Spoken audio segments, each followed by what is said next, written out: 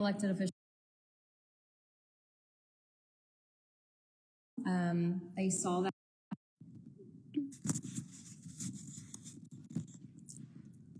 Hello, hello. Let us know if the microphone's working. Is it working?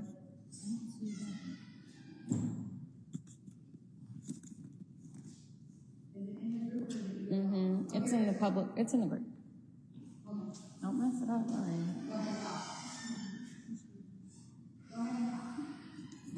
Can you hear me now?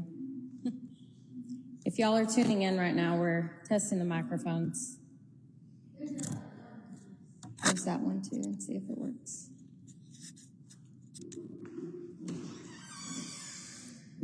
We're working? All right, cool. Okay. I'll start out with it, and then when we start to do questions, I'll have you. Okay?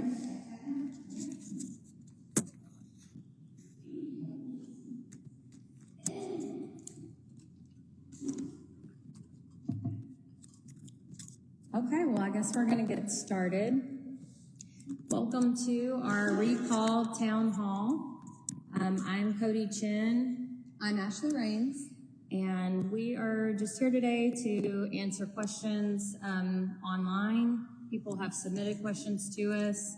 We'll have people in the audience that have filled out comment cards, question cards, and they're going to ask whenever they get ready. But I just wanted to welcome everybody online and in person and tell y'all thank you for your interest in this event and in the upcoming elections and in the recall efforts that are being had right now. I'm going to speak to my recall specifically, and I will allow Ashley to speak to the others. I think that that's probably more appropriate. So, go ahead. Okay. Well, happy to be here. We'd like to try to kind of clear the air a little bit on some misconceptions that have been put out there and clarify some of our whys, mine and my husband's personally. Obviously, some of our committee members may have some of their own reasons behind their support for these efforts, and as that is their right. Are we going to open with discussing our side first? Yeah. So I wanted to first just let the people know that the difference between the recall effort that was against me and the recall effort that is happening right now, the biggest difference is the fact that mine was not citizen-led. My recall was initiated by the mayor, and the majority of the committee members that were on my committee for the petition for recall are actually either elected officials or family of elected officials.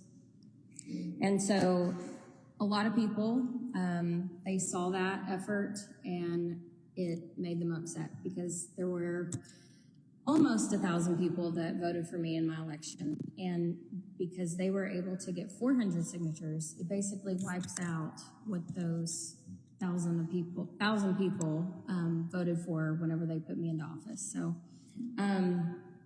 we just wanted to open it up to the public so that anybody who had questions about what was going on in the process and the differences between the two, we would be able to do that. Yep, that's right. Our efforts genuinely are citizen-led. My husband and I decided that we were going to pursue this effort officially on January 26th. You all know that date. It was the day of the Monday meeting during the ice storm. But that was the day that we finally decided.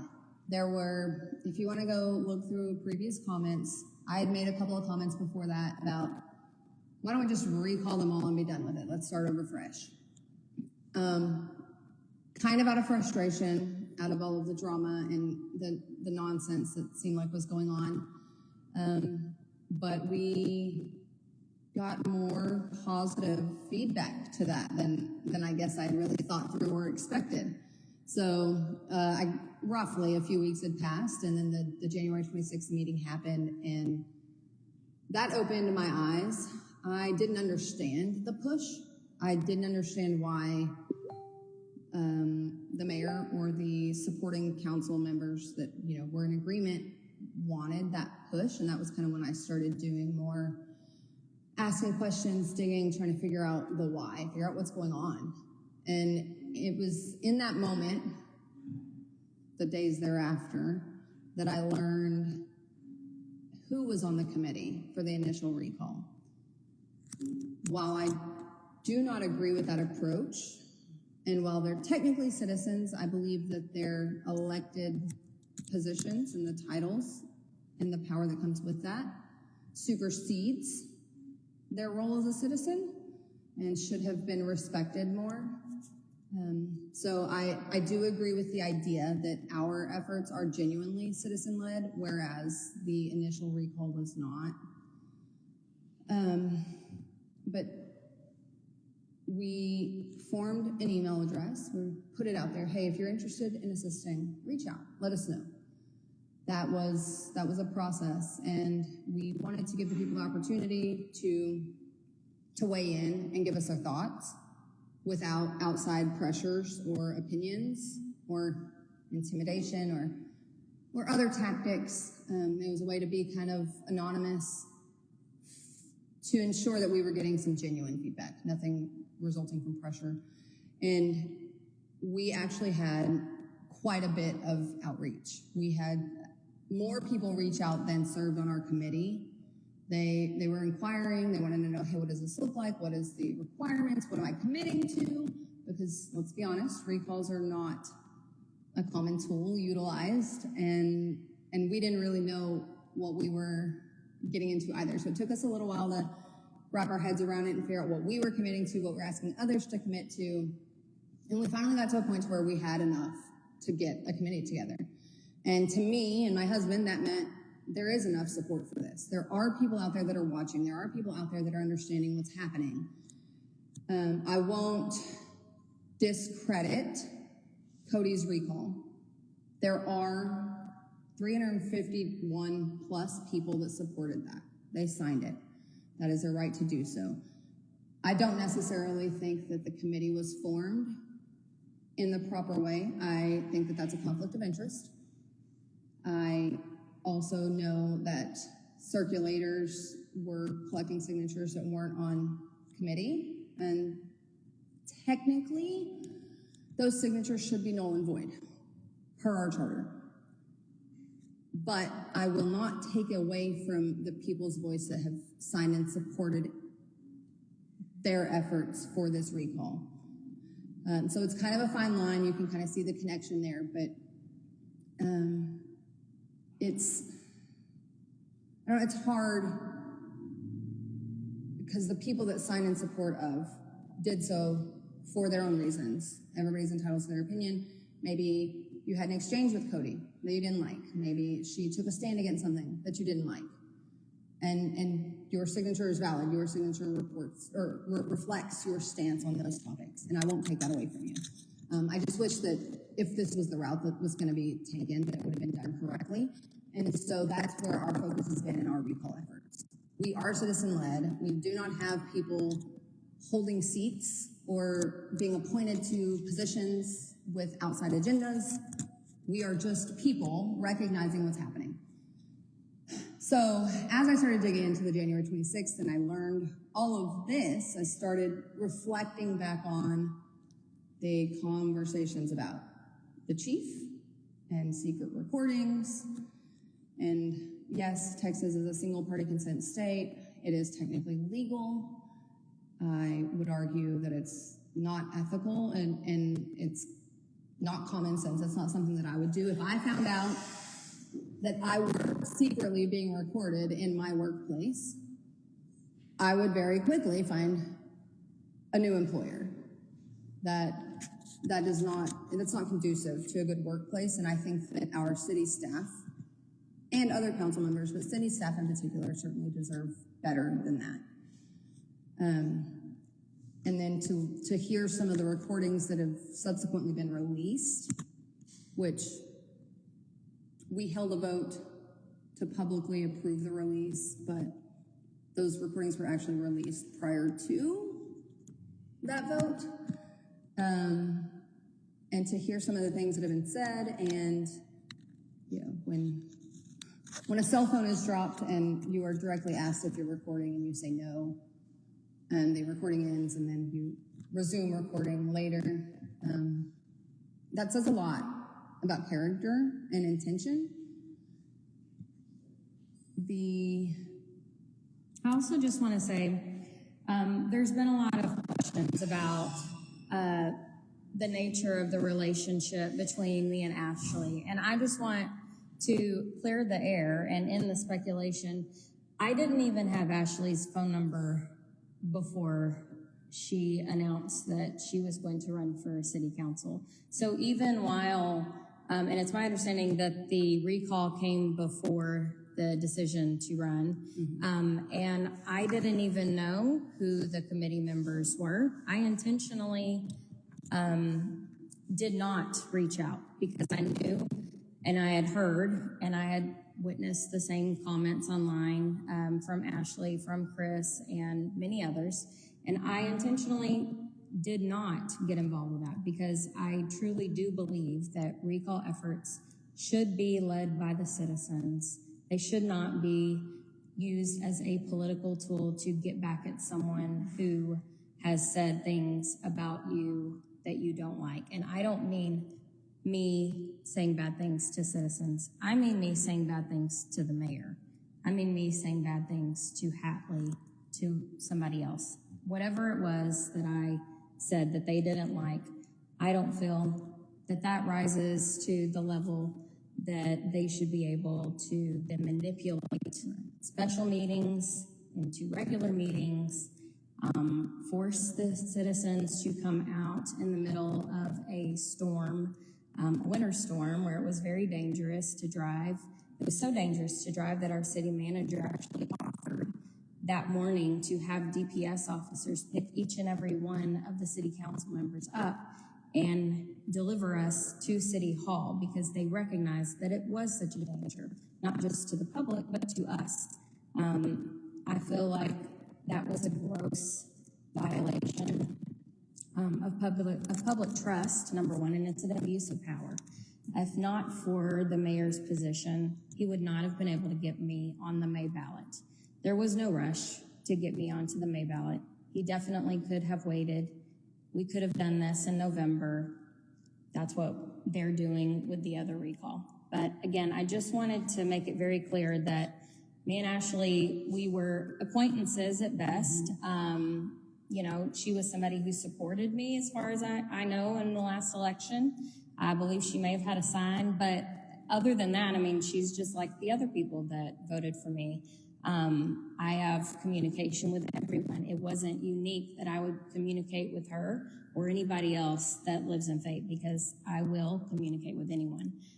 But as far as me orchestrating, me helping, organize the committee members, that absolutely never happened. I am not going to sign the petition for recall. I want the recall to be led by the citizens, and I feel very strongly about that. My husband will not be signing any of the recall petitions, and that's not to say they shouldn't be recalled. That's just to say that I don't think it is appropriate for me personally to sign the petition or to have my husband do it. If the citizens want to recall them, then the citizens have a tool that they can do that. I don't think that it needs political manipulation, though. And another thing that I'd like to touch on is kind of some of the feedback that we've gotten. One of the general comments is basically that we're just creating more drama. Why are we doing these recalls? It's just causing so much problem. You have other options. If they're breaking the law, if they're violating charters and ethics and all that, then go the other route. Handle it another way. Where was that during my recall is all I'm asking. I mean, they want to follow rules. Now everything's really strict and by the book. Well, I would say my feedback to that is y'all have actually followed the charter throughout this. 100%. And I used the tool available to the public that doesn't cost me money, right? It cost me a lot of time. It cost me a lot of energy. It cost me my spring break with my kids. It cost me a lot personally, but I didn't have to hire an attorney to pay to litigate for what may essentially just be a slap on the wrist and nothing gets done. This process allows these citizens of fate to use their votes to be heard, to reassess if these people should remain in the office that they currently hold. I also think it's important to note, 3 of the 4 that are on our recalls have been in office less than a year. This is where we are at in 10 months' time. And again, this came from my curiosity for the push on the 26th. I was like, why is it so time sensitive? Why is he acting like it has to be today?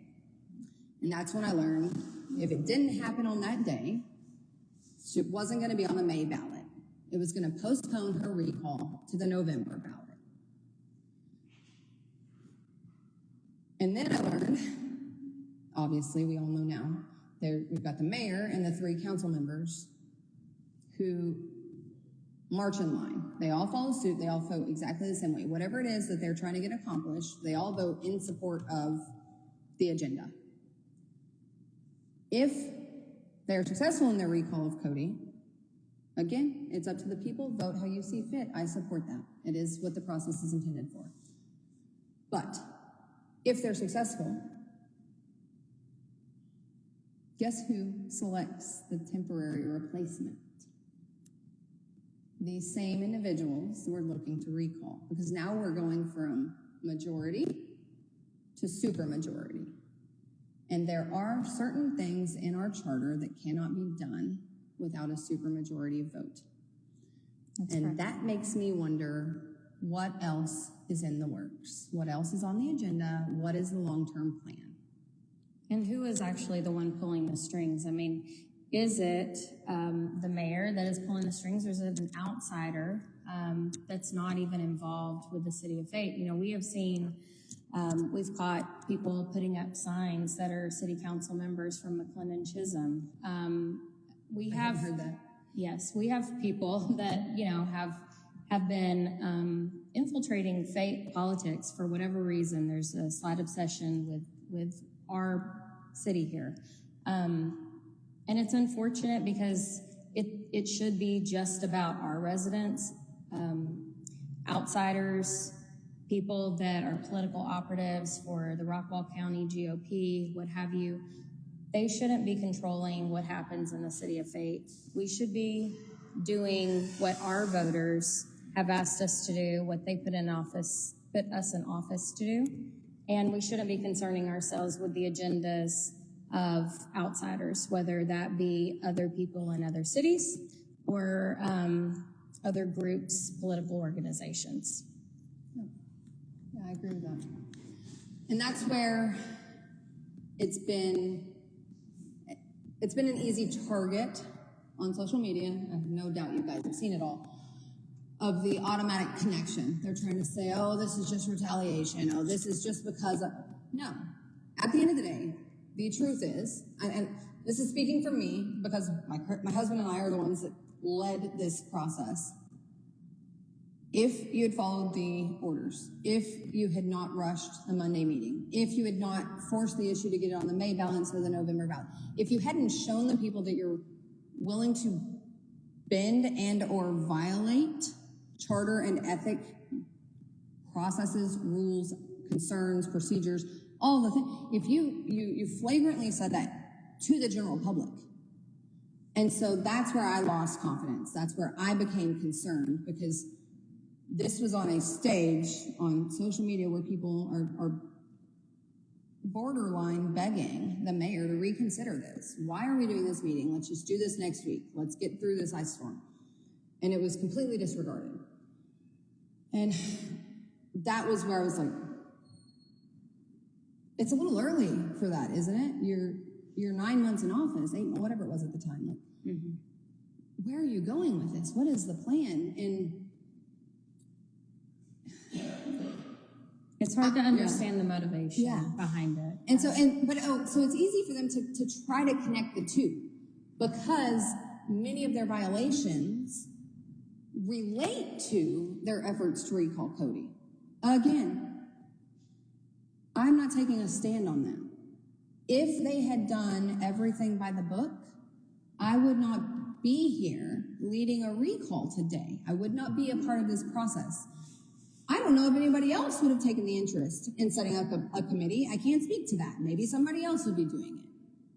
But if the decision had been made and it hadn't opened my eyes to the concern of what's in store, we probably would not have signed up for the level of effort that this does require. Yeah. So I would like to open it up to anybody in the audience has questions. We have some that were submitted online, and so we're going to have people in the audience that are able to read that, and then we can answer it. So Aria, will you come up here and get the other microphone, and that way anybody that wants to ask a question, you can just hand them the mic. Who has the first note card? Anyone? Yeah. I'll start it by reading a question that came in online. How much of this recall effort against you, Cody, is due to people being upset about your protest last year against Rockwell ISD? And Ashley, do you have any comments regarding the RISD protest that Cody led? Okay. I wondered when we were going to discuss that. So, I think that probably there were many people who were shocked to see an elected official on the side of the road with a sign leading protests. And I'm glad that I have an opportunity to kind of speak to that. I had a personal relationship with the mother of the 4-year-old child that was making the accusations against a teacher. And because of that personal relationship, we went to church together, we still do. I know the family very well. I did not feel like it was something that I could ignore. As a mother, as a friend, I put aside my title, quite honestly, and made the decision to speak up for a parent and a child.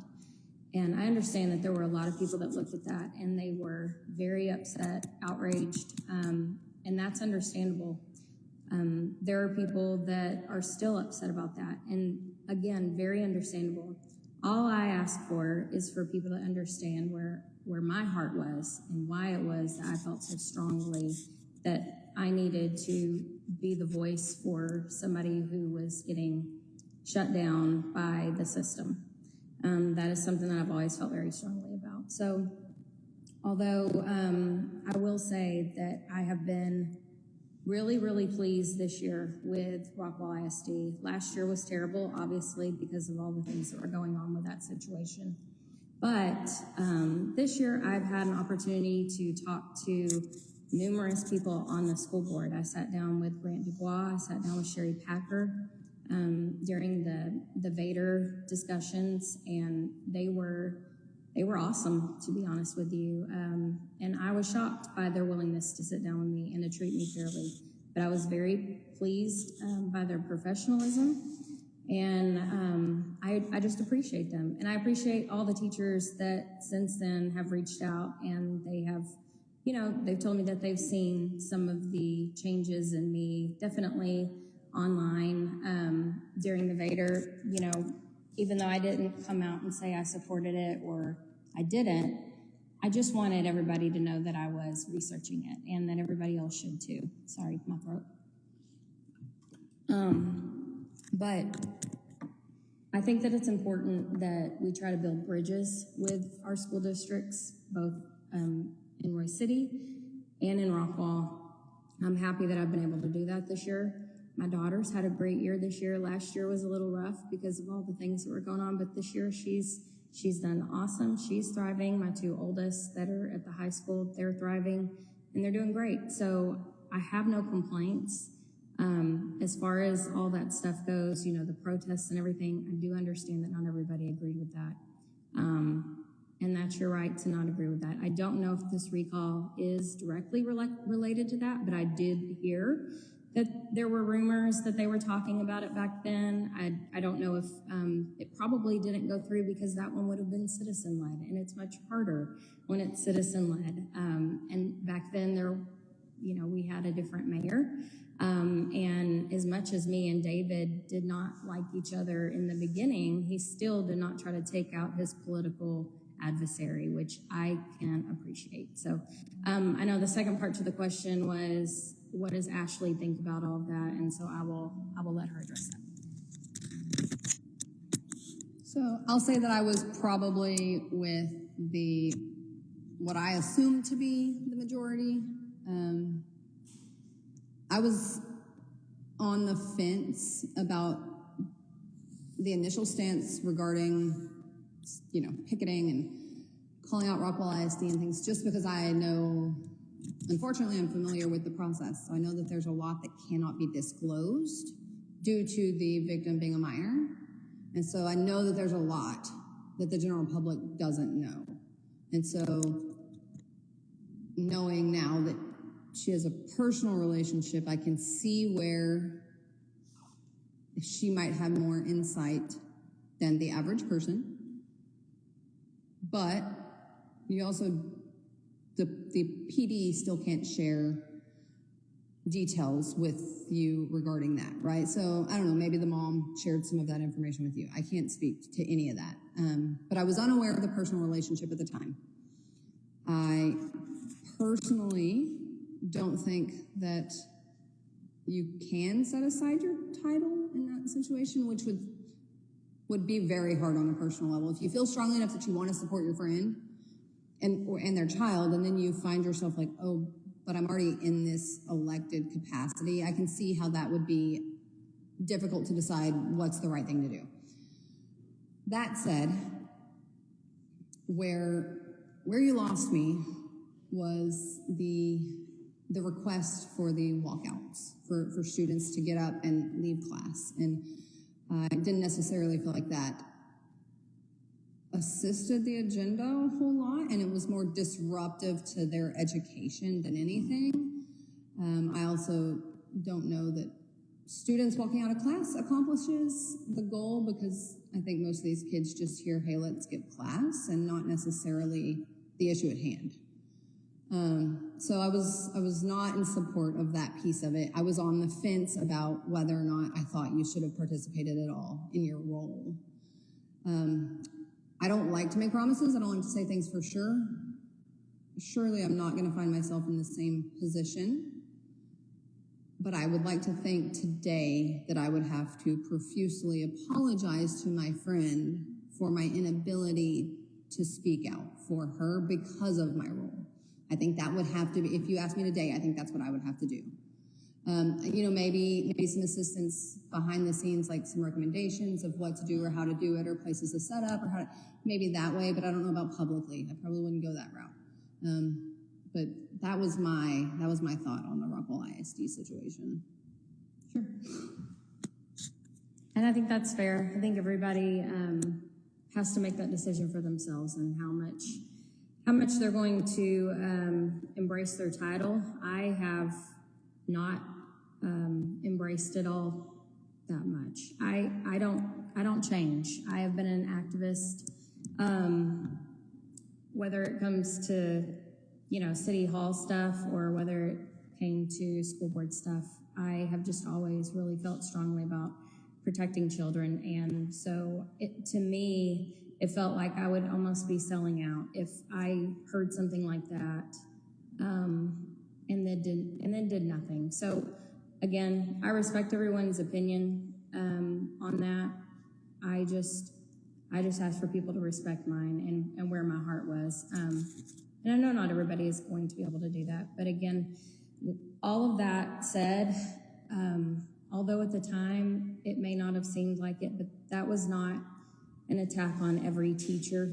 We have had some really good teachers within Rockwell ISD, and I just want to make that clear. That was not the intention. At the time, that kind of got buried. But, moving forward, I'm happy that I have a much better relationship with the teachers that are in charge of taking care of my babies and just the school board members in general. So I've been very pleased this year at the progress that I see that we've had on that communication and that relationship. So, and I know I saw something about it didn't die here in Rockwell ISD. Like, you guys took it to Austin, and there's been legislation. Whatever happened? Because I think there was talk about, the concerns of how long Rockwell ISD stores video and that piece. Because that was another thing that I thought in the moment, like, why can't we just focus on that? Why don't we focus on, like, righting the wrong? And clearly there's room for improvement in that arena. Was that also addressed? yeah. So there was legislation that was changed, but separate and apart from that, after we spoke out at the school board meeting, the school board actually did change the policy. So at the time, I can't remember, but I want to say that the recording, the cameras, they looped after a certain amount of days. It was either like 30 or 60, and I believe now it's up to 180. So that was a positive. Also, the mom did work with state legislators to get laws enacted that protect parents and make it easier to hold school districts accountable. So that was another positive. Are there other questions pertaining to the recall specifically? This is a personal question for me. Online, you see a lot of this being listed as retaliatory, and obviously, by looks, it could look that way. Mm-hmm. Ashley, what would you say to people who say it looks retaliatory? I would say that if you only look on the surface and you don't ask the questions and you don't find the information for yourself and you don't do your research, it's an easy assumption to make. It's easy dots to connect if you just want to go surface level. And that's kind of what we're here to highlight is the January 26th, I started asking questions, I started doing my digging, I started looking into it. And that was when I realized, like, up to that point, I'd been indifferent on Cody's recall. Sorry, but that's your burden to bear. It's yours to deal with. Plenty of people signed. Maybe they think you're mean. Maybe they think you talk mean. It's fine. But if it had, even though I feel very strongly about the fact that the mayor and council people and GOP precinct chairs and all these other connected individuals are on the committee, it's technically not a violation of anything. I would point out that that's not something I agree with and I think should be addressed. But by and large, there's nothing wrong with that, other than my personal opinion that a lot of people share. But it was the changing meetings without notice. Not only the type of meeting, but the time of the meeting. That's in violation of the charter. And it was done very publicly with people calling them out saying, hey, you didn't give us notice. You didn't do this properly. And it made no difference. They didn't want to hear it because they were going to do what they wanted to do. And that's exactly what happened. Again, postpone it, do it the next week, put her on the November ballot. Nothing changes except for the timeline. And it's not retaliation when you are holding people accountable for things that they have actually done wrong. If I sat up here and said, hey, we're trying to recall all these people, and I have my own reasons, and it doesn't matter why, just sign it or don't, that would be one thing. But I'm telling you, do the homework, it's out there. It's on the city council meetings. You can cross-reference the facts. They are not acting in the best interest of fate. They are influenced by outside agendas. The mayor, of all people, electing to make those changes to that meeting, and then the related council members thereof supporting that, voting in support of and pushing that through, these are violations. That doesn't even touch on some of the other violations previously, and here's what I say, there's still violations. There were some TEC violations previously that were reported and that have since been addressed, but that doesn't mean that they didn't happen. They were still violations. Another piece we haven't touched on, which I feel very strongly about, was the Monday meeting. What date was that? It was last Monday, I think. The city council meeting where we are supposed to vote on whether or not we're going to investigate the ethics complaints that were filed with the city of Fate. And they went into executive session and they came out very excitedly, ready to call their vote, in which they agreed to waive the privilege of executive session and then cast a vote on whether or not we would investigate. And the answer, they all voted yes. Not me, I wasn't there. Yes, Cody and Kelly, I believe, were both out that day. But the 5 that were present voted yes. And Mayor Greenberg so enthusiastically read the letter that he had written by outside counsel. I've got 2 points to make there. One, my understanding of our charter as it is, you submit an ethics complaint is submitted to the city. The city then disseminates the complaints to city council. City council reviews independently, and then they come, it's on agenda, they meet, and they discuss it as a body, and then they call it to a vote on whether or not we're going to investigate. Okay? If they say yes, then we go to council. Then we investigate, because if you're not investigating anything, if you haven't agreed that it needs to be investigated, why do you need counsel? So they had already rearranged the steps in the process by going to outside counsel first. And the second point is, a lot of people don't know legalese. A lot of people don't know what was read. What they want you to believe, it's since been shared publicly on Facebook and comments have been disabled.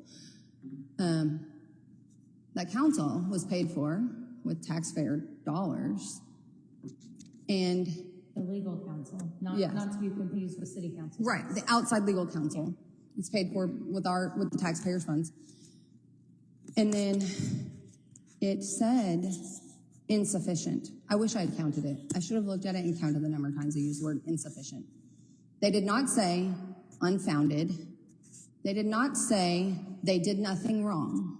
They said the person that put this document together didn't dot this I and didn't cross that T and didn't reference this clause specifically the way that they wanted it was cited. But to throw it out for technicalities is not the same to say that they are unfounded ethics complaints. Agreed. Any other questions by audience members? Okay, this is also an online question. Ashley, what came first, your decision to run for office or this recall you are leading? Recall, sorry. Okay, so the recall came first. I'll keep that answer quick and easy. Again, I don't remember, it was late December, early January, something. I made some offhanded comment on a post about just recall them all. Kind of serious, kind of not, kind of just over it. Some of you may have seen that. Cody and I exchanged some dialogue on that one. But I was actually surprised to see some support on that concept. And I was like, okay, well, I don't even know what that looks like. I don't know how to do it, but maybe. And then there were a couple comments which were essentially naysayers, but the feedback was, well, then do it. Anybody can do it, which also kind of contributed to the idea of maybe somebody should do it. And then January 26th happened, and I was like, okay, yeah, maybe somebody actually should do it, because it felt like, here's me as my elected capacity and my 3 council people who just vote in whatever I want to do, telling you, the citizens, that we're going to do what we want, and we dare you to do something about it. Okay, challenge accepted. And then, in the process of emailing people and trying to line up a committee and trying to figure it all out and get familiar, I learned that Harper and Kelly are not running for place 2 and 3. And I was like, wait a minute, what does this mean? If we are committing this time and effort to these recalls for the right reasons so that we can get Fate citizens back in our city council making decisions for Fate, what happens if, worst case scenario, right? Best case for them, Cody's recalled, they select her replacement, they've got super majority. Who's running for place 2 and 3? The 2 names that I heard, one rang a bell. She ran against Andrew for mayor last election. My husband and I attended a forum. We actually spoke with her. I'm gonna try to keep it super straightforward and surface level, but in the conversation it was, she's running because she didn't want him to run unopposed. She thought he was a liberal, and she didn't know if she had the time or even actually wanted to run or serve. That was the takeaway of the conversation. So that was who's running for place 2. That's my opponent. And then the other name was a name that I didn't know I wasn't familiar enough with.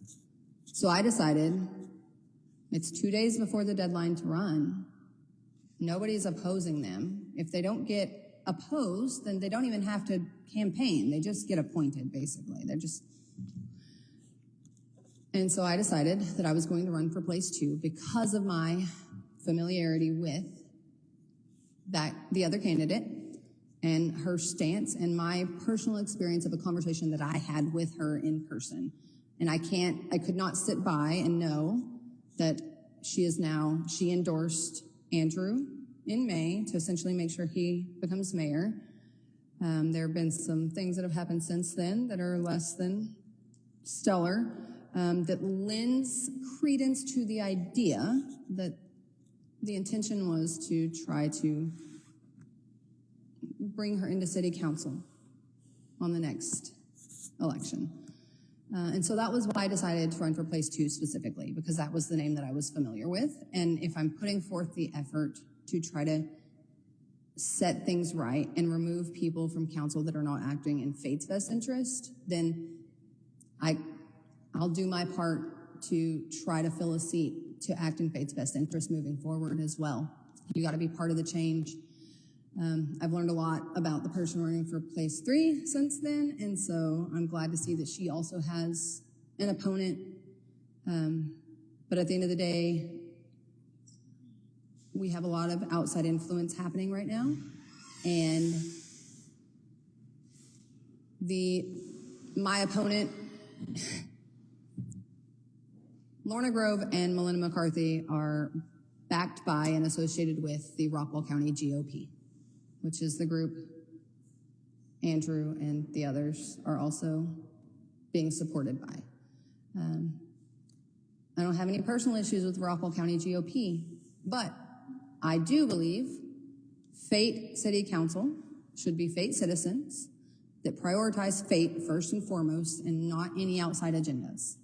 If we allow the GOP to come in and fill our city council seats, we have essentially negated the entire purpose of city council.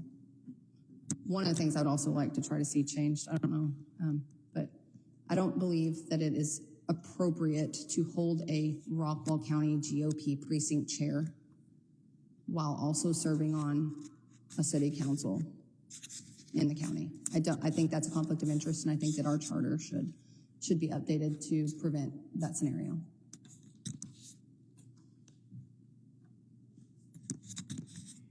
I never actually saw it as a conflict until recently. I don't think that it's always a conflict. I think that certain people are able to serve on both, and they're able to represent the citizens of Fate and serve on as a precinct chair. I think that there's people that are doing it right now in Heath, and they do so with honor and dignity, and that's awesome. I think that this is just kind of pointed out kind of the dangers of what can happen if you have somebody who has not necessarily even goals within, a political party, but they're wanting to run for higher office. I think that when you have somebody that is like our mayor, who definitely has aspirations, and they're big aspirations, he's really not interested in returning phone calls from the citizens. We've seen that numerous times. He's not interested in getting online and having dialogue with the citizens. Even the things that he does post online, he disables the comments so that citizens cannot give feedback, which, just by the way, whenever I first got on city council, the previous city attorney that we had before the one that we have now sat us all down as new council members and told us that we, on our official city council Facebook pages, we could not block comments because it was a violation of, I believe it was the Public Information Act. I have to go back and look at my notes from that meeting, but definitely we were informed that we were not to do that. He has done that numerous times, and that's, just another reason why somebody might be frustrated and think, hey, you know what? I'm kind of sick of being blocked by the mayor whenever I want to talk to him. He won't return my calls, he won't return my texts, and he doesn't engage with me online. So, I don't know. That's actually something I've heard lately. Yeah. Just the other day, I was talking to a family that are in support of our petition efforts. And she said that she has managed to track Andrew down, Mayor Greenberg, and had a couple of comments, and every single time, according to her, on 3 occasions, she has let her know that he will be sure to talk with her husband as to imply that he can't have a conversation with her. I don't know why. But then proceeds to not answer her husband's phone calls or call him back, which was kind of outlandish, in my opinion. As a female, I kind of took the refusal to speak to the wife a certain type of way. I don't know why you can't talk to the wife, but you can talk to the husband, but then you avoid the husband also. Well, you're the mayor. You're the mayor of both women and men, so you have to talk to both. And on city council, you have to talk to not just women and men. You have to talk to Republicans and Democrats and people that you don't agree with. It happens to me all the time. So, you learn to get over it. You put on your big britches and you do the job. So, I did see somebody else. Aria, will you give him the microphone? Is this already on, or do Yeah, I? it's already Okay, on. cool. Should be. So I have, I guess, 2 questions. Okay. First one is for you, Cody. Before Christmas break, the last post made by Mayor Greenberg was how he was going to get to the bottom and be transparent about what happened to the DPS chief and that termination process. Yeah. We came back from Christmas and he led a recall against you. Do you think there's a connection there? And then I don't know how much you can speak to this directly, but are you or is anyone else on council still actually working on getting transparency out to the public for what really did happen? Yeah, I've tried to be as transparent as I have been allowed to be. There's obviously a lot of things that should have never made it to the public as far as that situation goes.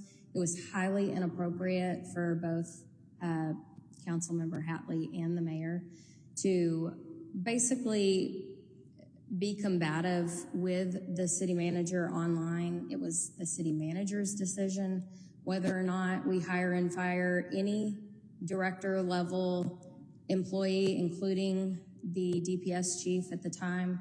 I will tell you that if you have listened to the quote-unquote secret audio tapes, if you've listened to the ones with Mark Hatley, you've heard Michael Kovacs, our city manager, and our HR director explain in great detail all the reasons why there were problems.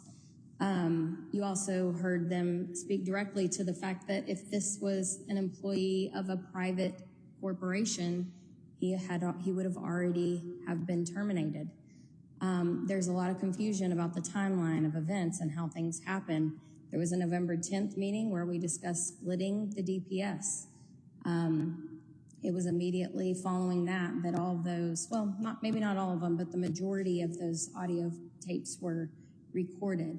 There's also some confusion as to when I received a letter and how that related to the termination of Chief. And I just want to say that I actually found out the Monday before the executive session where we discussed everything that Chief was already put on administrative leave prior to me receiving the letter from our DPS members. So I received a letter. I have been in communication with several former and current Fate DPS who had given me, basically whistleblower statements of things that were going on, and I decided to listen. I told them to, if they could, to write things down so that I would be able to create a timeline and present it in executive session. And instead, these officers wrote an anonymous letter. That was their decision. That was their business. When I received the letter, it was actually the day after the taping of my secret audio tape. The mayor recorded me on November 14th. And November 15th was when I received the quote-unquote anonymous letter. They weren't anonymous to me. They were anonymous to everyone else because I know who these officers are. I've spoken to them personally. But I've protected their identities because they deserve to be protected. So I received that letter on that Saturday. That Monday was when we had the executive session. As soon as I received the letters, I handed it over to Michael Kovacs. I scanned it with my phone. He then sent it out to all of council. The anonymous letter was not why Chief got terminated. I know that Michael has been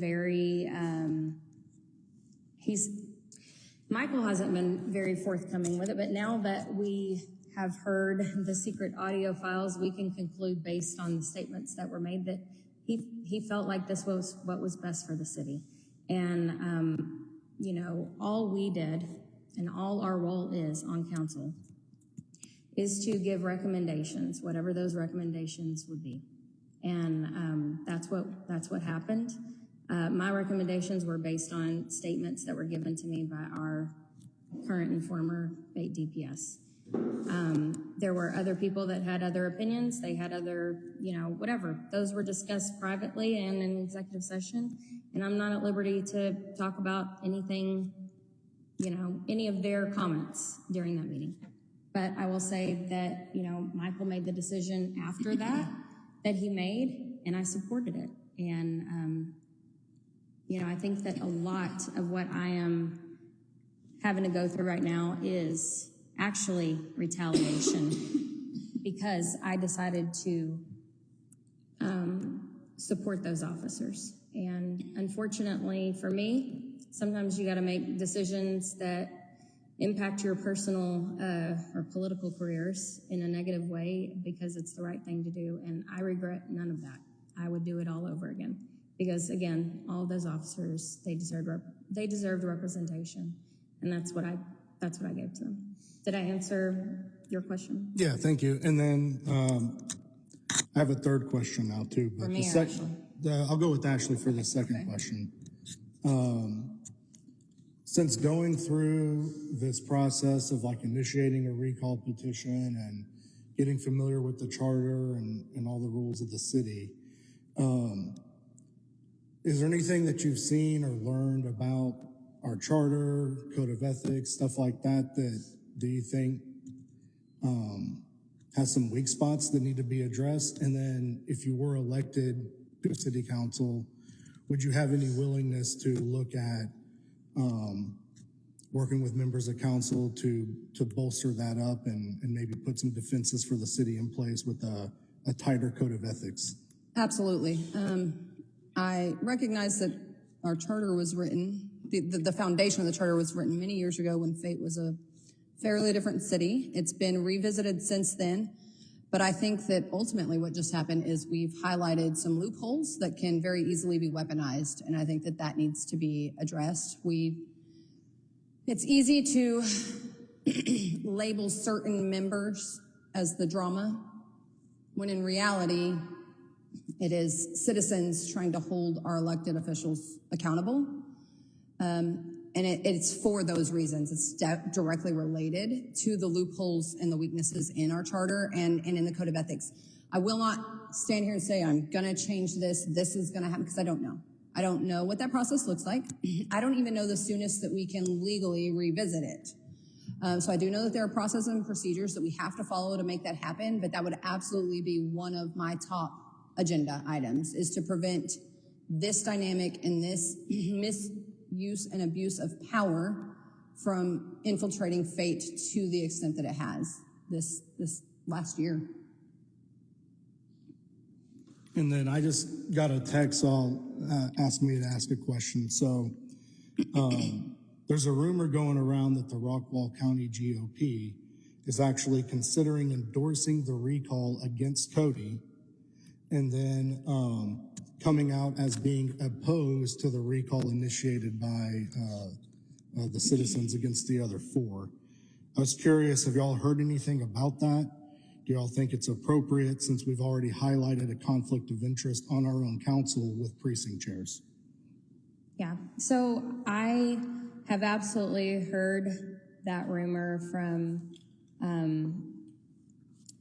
different people within the Rockwall County GOP, but I will tell you that when I sat down this week with the newly elected Rockwall County Chair, Alma McClintock, she did let me know that she is not in support of any kind of resolution.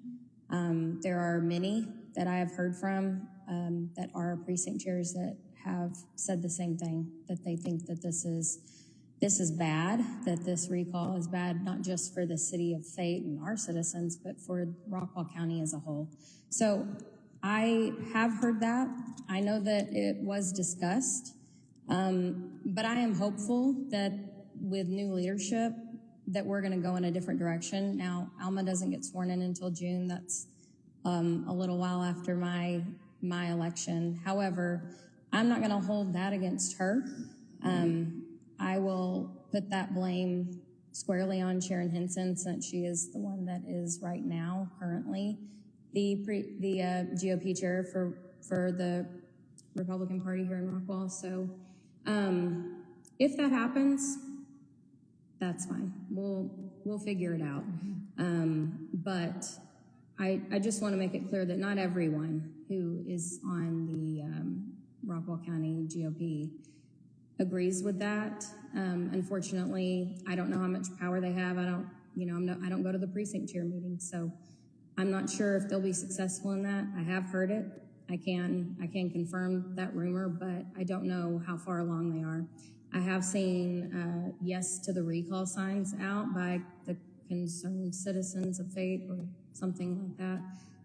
I would be interested to find out where they're getting their funding, and if it is connected to the GOP, I think that's a problem. That'll be something that we look into, though, so for sure. Yeah, I was going to say the same thing. I had seen the signs come out.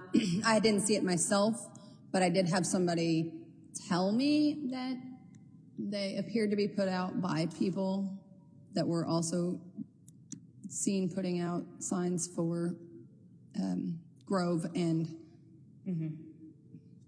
McCarthy. So I too would not be surprised to learn that there's some sort of GOP connection there. And quite frankly, I accepted a challenge, so I guess here's mine. Do it. Rockwall GOP wants to come out vote verbally against our recall efforts. You're proving our point. That's what you're doing. You're proving the extent of which the Rockwall GOP is over-involved in the city of Fate. Focus on Rockwall County and let us run the city. Hell yeah. Are there any other questions that anybody has for us? No? Do you have one? No? I do have. Okay. I did get a question. Well, Cody got a question. She relayed it to me that I didn't really want to directly touch on. It was what separates you from your opponent. This kind of goes back to one of the earlier questions about the timing, which came first, recall or campaign. And recall. All day, every day, I will stand by it. I'm not backing away from it. I'm not scared to admit it. This recall, I felt strongly enough about to pursue. And a couple weeks later, after I'd already started this process, was when I learned Lorna and Melinda were running for 2 and 3. And at the time, I didn't know much about Melinda, but I did know Lorna, so I decided to run at that point. What I believe there are quite a few things that separate me from Lorna, some of which I briefly touched on earlier, but this felt more campaign specific, and I am focused on discussing recalls today. But stay tuned. There's going to be a lot more to come out as we get closer to election that highlights the differences and what separates the two of us and why, in my opinion, I am the better vote. I do want to point out that both Lorna Grove and Melinda McCarthy were involved in advertising for my recall petition to be signed. So I think that that is something that's important.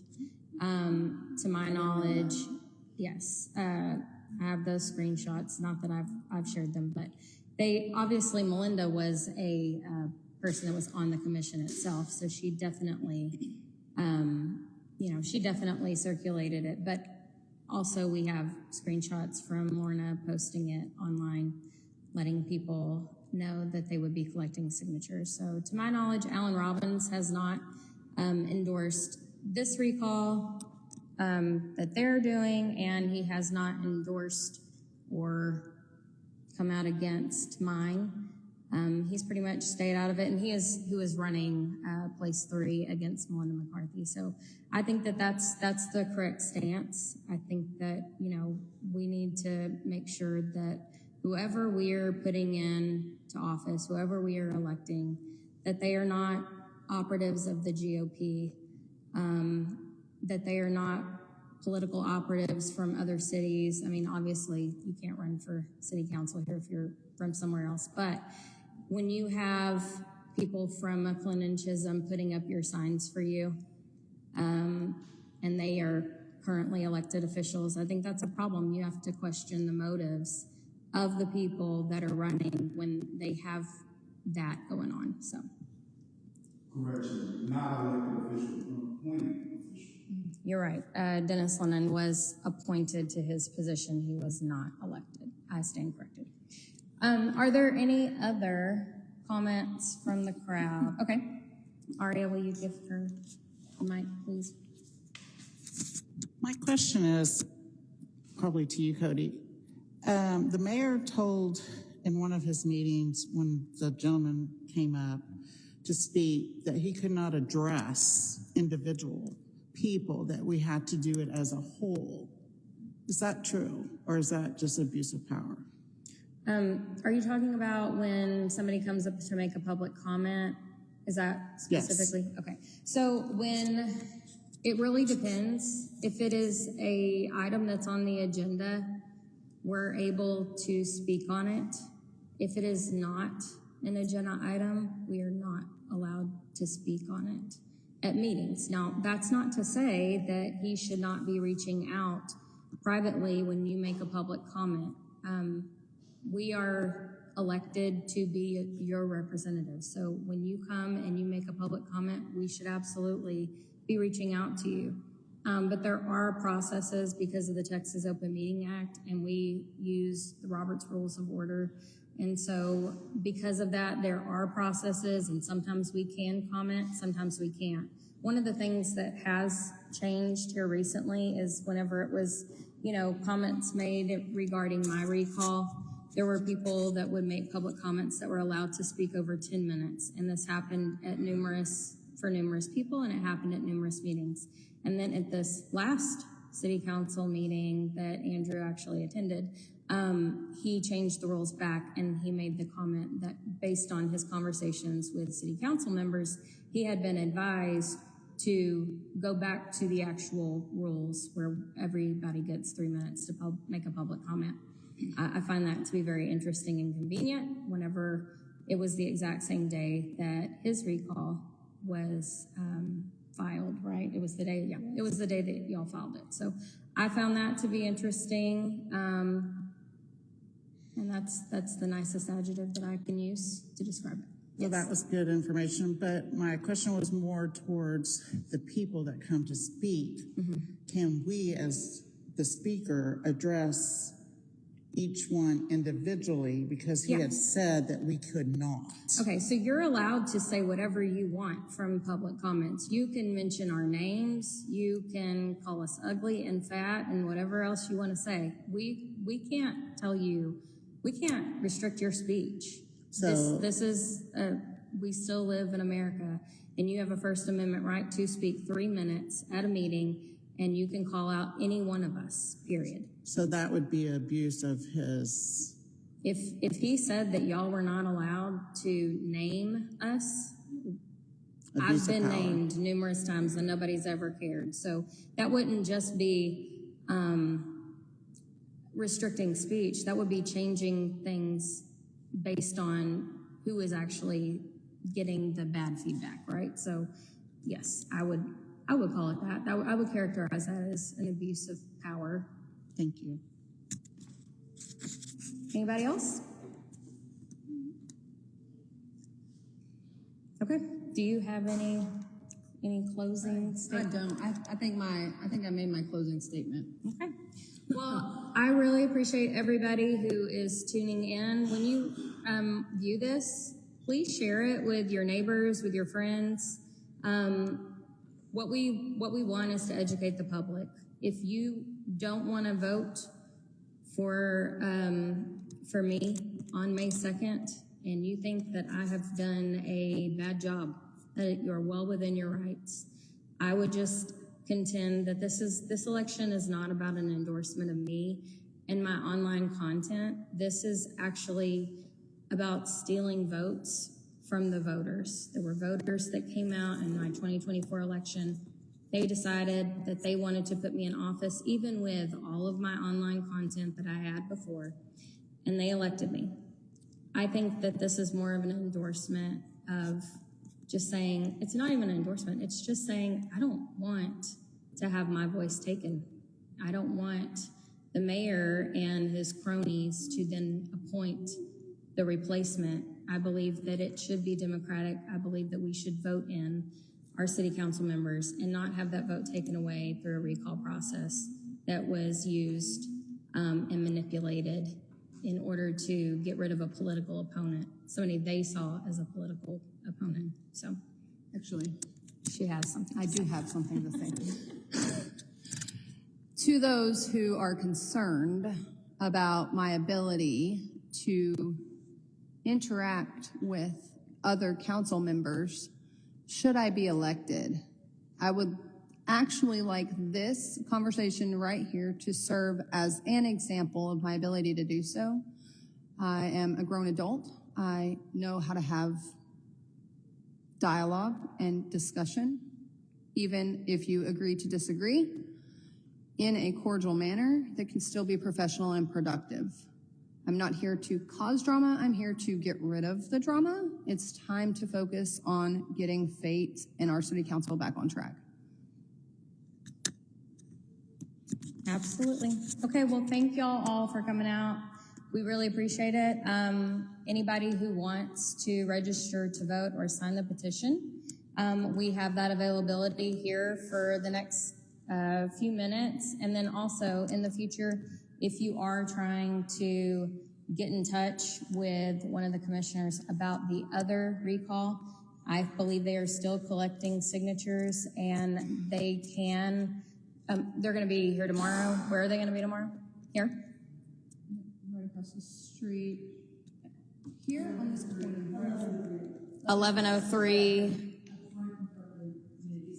Okay, in front of the Chamberlain Crossing Amenity Center right here. The amenity center is at the corner of Cameron and Chamberlain Drive, and they're going to be set up out there. So what times do we know? What times y'all are going to be here? 11 to 3 tomorrow for anybody who wants to come out and sign those petitions. Again, I'm not signing, but that doesn't mean that I can't inform the public and tell them where they can sign. That is certainly within the public's right to have that information. And because I am on city council, I'm not going to hide that information. It certainly wasn't hidden whenever it was time to come sign mine. So I feel entitled to share whatever I want with the citizens that I represent. Anyways, I think that's all we got. We'll be here for a little while longer if y'all want to come out and sign. So, y'all soon. Thank you, guys.